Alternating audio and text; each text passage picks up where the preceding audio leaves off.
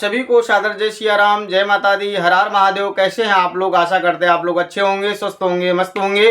मैं आचार्य विवेक पांडे, मेरे YouTube channel में आप सभी का बहुत बहुत स्वागत है, सभी का अभिनंदन है।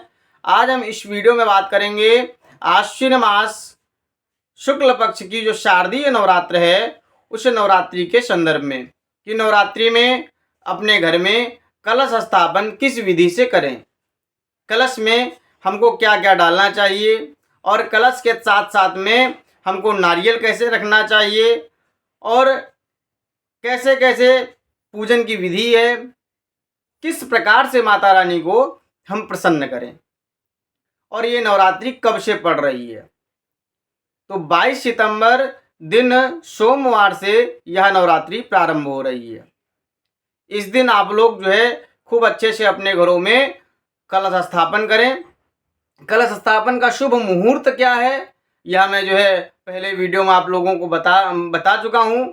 आप लोग उस वीडियो में जो है जा कर के और कलश स्थापन का जो शुभ मुहूर्त है उसको जा कर के देख लें। और प्रतिपदा के बाद में अष्टमी तिथि 30 सितंबर दिन मंगलवार को पड़ रही है और जो नवमी है वह 1 अक्टूबर दिन बुधवार को पड़ रही है। तो प्रथम दिवस में माता रानी का जो कलश स्थापन है वो कैसे करें। सबसे पहले एक चौकी जो है लें और चौकी पर लाल वस्त्र बिछा लें। एक पात्र ले लें मिट्टी का जिसमें जौ लगाते हैं, उसमें जो है मिट्टी डाल लें। मिट्टी को हल्का सा जो है गीला कर लें और गीला करने के बाद में उसमें सप्तधान्य अथवा जौ डाल लें। जौ डालने के बाद में उसके ऊपर जो है एक अष्टदल कमल बना दें। अष्टदल कमल बनाने के बाद में कलश रखें और कलश में सबसे पहले गंगा जल डालें। गंगा जल डालने के बाद में उसको जो है कलश के कंठ तक जल को भर दें। अब कलश किस चीज़ का होना चाहिए?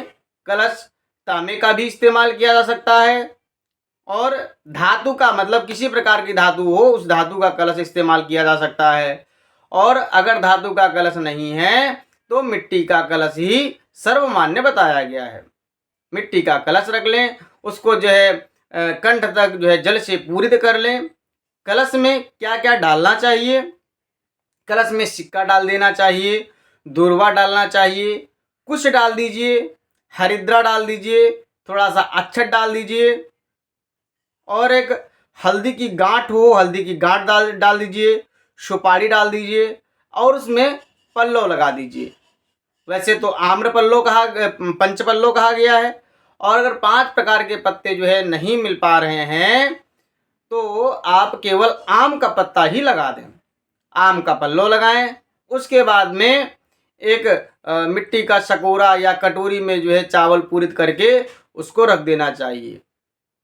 उसके ऊपर श्रीफल यानी कि नारियल रखना चाहिए चुनरी में लपेट करके। और साथ ही में 2 सुपारी में गणेश भगवान, गौरी मैया को बना करके रख लेना चाहिए और माता जी का एक चित्रपट रख लेना चाहिए। दीपक की बात कही जाए कि दीपक हमको क्या घी से ही जलाना चाहिए, तो आप दीपक घी से भी जला सकते हैं और तिल के तेल से भी दीपक जला सकते हैं। ये सब स्थापना करने के बाद में हाथ में अक्षत और पुष्प और कुछ दक्षिणा माने सिक्का या रुपया नोट लेकर के संकल्प करना चाहिए माता जी के सामने कि हे मैया, हम आपका पूजन करने जा रहे हैं। हम आपका यह 9 दिनों तक जो है 9 दिवसीय नवरात्रि का आपका पावन व्रत है, उसका हम अनुष्ठान का संकल्प ले रहे हैं। आपकी कृपा इस अपने पुत्र पे, अपने दास पर सदैव बनी रहे और हमारा यह जो व्रत है, यह अनुष्ठान है, यह निर्विघ्न रूप से जो है 9 दिनों तक चल करके जो है और आखिरी में आप हमको जो है इसका जो उत्तम फल है आप हमको प्रदान करिए। और पहले तो आपकी कृपा ऐसी हो कि हम आपकी कृपा से यह 9 दिन खूब बढ़िया जो है निर्विघ्नता पूर्ण जो है पूर्ण कर सकें। ऐसा संकल्प करते हुए माता जी के चरणों में समर्पित करना चाहिए। पुनः हाथ में अक्षत पुष्प लेकर के माता रानी का, गणेश भगवान का, गौरी मैया का और श्री महाकाली, महालक्ष्मी, महासरस्वती का ध्यान करते हुए और अक्षत पुष्प उनके चरणों में समर्पित कर देना चाहिए। 4 बार जल से स्नान कराना चाहिए। एक चम्मच ले लें, चम्मच से जो है 4 बार जल से स्नान करावें और स्नान कराने के बाद में पंचामृत से स्नान कराना चाहिए।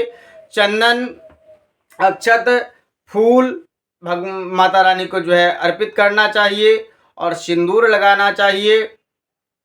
अबीर गुलाल, इत्र लगाना चाहिए, धूप दीप लगाना चाहिए, धूप दीप दिखाना चाहिए और माता रानी को सुंदर सा भोग लगाना चाहिए।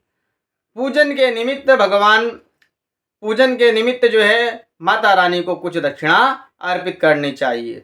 5 सुपारी, लौंग, इलायची अर्पित करना चाहिए, फल चढ़ाना चाहिए और पुनः माता रानी से हाथ जोड़ करके प्रार्थना करनी चाहिए। और उसके बाद में एक गाय की कंडी ले लें, उस पे जो है घी और चीनी और जो कटी हुई जो है, जो बनी बनाई जो हवन सामग्री आती है, उसको जो है लेकर के 5 बार, 7 बार, 11 बार माता रानी के नाम से अग्नि पे उसको छोड़ना चाहिए, जिसको हम लोग कहते हैं अज्ञारी करना। वो करने के बाद में ओम ऐं ह्रीं क्लीं चामुंडाय विच्चे, इस मंत्र का माने नवाण मंत्र का अधिक से अधिक जप करना चाहिए। और अगर आप संपूर्ण 9 दिनों तक व्रत कर रहे हैं तो आपको अधिक से अधिक समय माता रानी की सेवा में ही रहना चाहिए, उनके दीपक की देखभाल में रहना चाहिए और इस मंत्र का अधिक से अधिक जप करना चाहिए।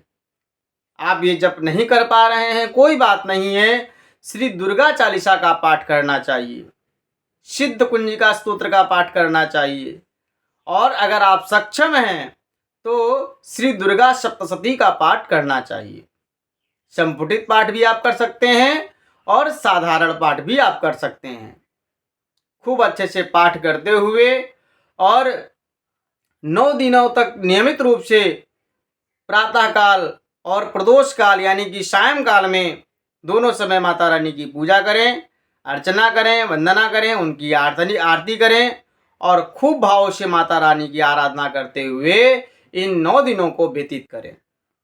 और आखिरी दिन खूब बढ़िया से किसी शिवगतम आचार्य को बुला करके अपने घर में हवन कराना चाहिए। उसके बाद में कन्याओं को जिमाना चाहिए। निश्चित मानिए, यकीन मानिए, आपके जीवन में माता रानी की कृपा सदैव बनी रहेगी। आप सबके जीवन में माता रानी सुख, शांति, समृद्धि प्रदान करेंगी। क्यों? क्योंकि माता रानी इस वर्ष हाथी पर सवार होकर के आ रही हैं। यह हाथी की सवारी इस बात का सूचक है कि अच्छी वृष्टि और अपने भक्तों के जीवन में माता रानी धन धान्य का वर्षण करने आ रही हैं।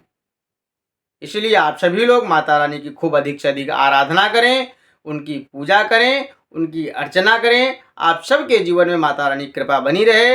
आप लोगों को यदि हमारे द्वारा दी गई जानकारी, हमारा यह वीडियो अच्छा लगा हो तो आप लोग अधिक से अधिक जो है शेयर करिएगा और लाइक करिएगा और कमेंट में आप लोग जय जय सिया राम, जय माता दी अवश्य लिखिएगा।